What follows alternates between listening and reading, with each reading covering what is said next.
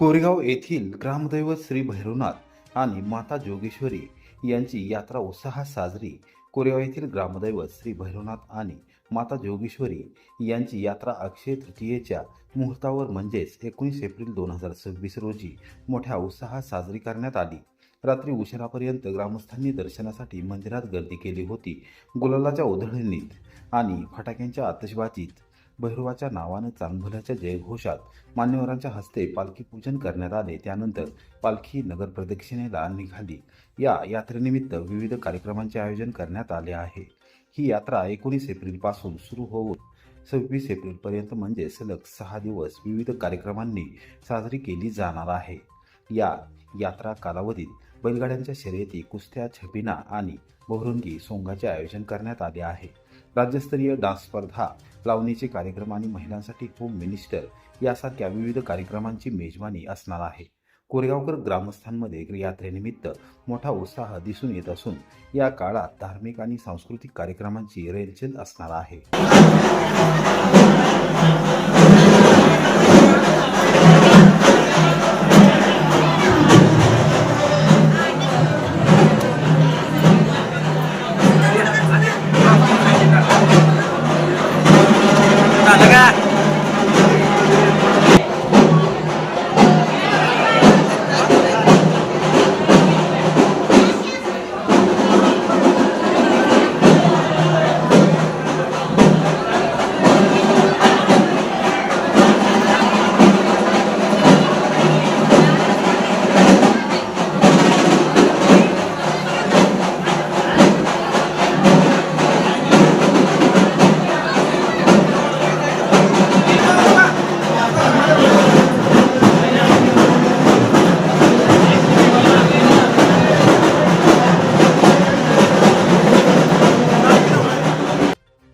NCERT विरोधात याचिका 24 एप्रिलला सातारमध्ये सर्वपक्षीय मोर्चा.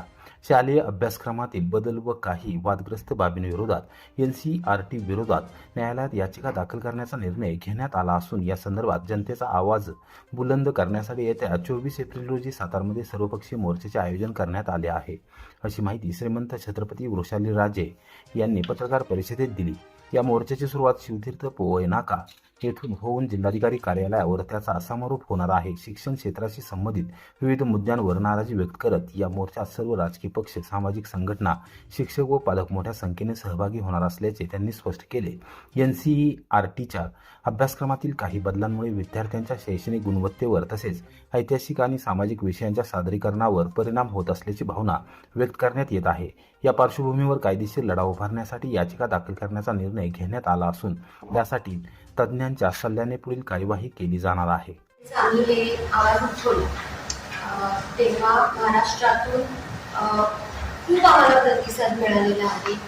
वेगवेगळे पक्ष, समाजातील वेगळे म्हणजे संघटना या सर्व येऊन आम्हाला भेटल्या.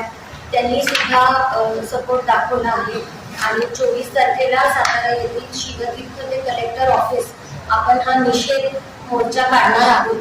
याच्यासाठी सर्वांनी समर्थन दिले. ऐकत आहोत की महापुरुषांविषयी अपशब्द किंवा असे काही विचित्र असे म्हणजे उल्लेख केले जात आहेत, पेपरमध्ये येत आहे किंवा सोशल मीडियावरती येत आहे.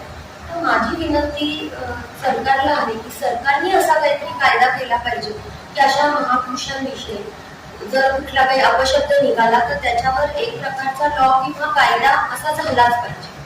सोशल मीडियावर बहुधा माझ्या माहितीप्रमाणे YouTube एक असं चॅनल आहे की जिथे कॉन्टेंट रिस्ट्रिक्शन आहे, म्हणजे तुम्ही तिथे काही बोलू शकत नाही. पण दुसरे जे चॅनल्स आहेत जसं की इन्स्टा किंवा फेसबुक, तिथं मी हेही विनंती करू इच्छिते की त्यांनी देखील काहीतरी नॉर्म्स ठेवले पाहिजे जेणेकरून महापुरुषांवर असे आघात नाही झाले आणि हे कोणालाच न आवडणारी गोष्ट कुठल्याही समाजाला. सह्याद्री साखर कारखान्याच्या गळीत हंगामासाठी ऊसतोडणी वाहतूक करारास प्रारंभ. सह्याद्री सहकारी साखर कारखान्याच्या गळीत हंगामासाठी कारखान्याचे चेअरमन माजी मंत्री बाळासाहेब पाटील यांच्या हस्ते ऊसतोडणी वाहतूक करार करण्यास अक्षय तृतीयेच्या शुभ मुहूर्तावर प्रारंभ करण्यात आला. कारखान्याने मागील गळीत हंगामात प्रतिदिन 7,500 मेट्रिक टनावरून 11,000 मेट्रिक टनाचा नवीन विस्तारवाढ प्रकल्प यशस्वीरित्या कार्यान्वित केलेला असून दैनंदिन गाळप क्षमतेस पुरेल अशा प्रकारची ऊसतोडणी व वाहतूक यंत्रणा उभारण्याचे काम सुरू आहे.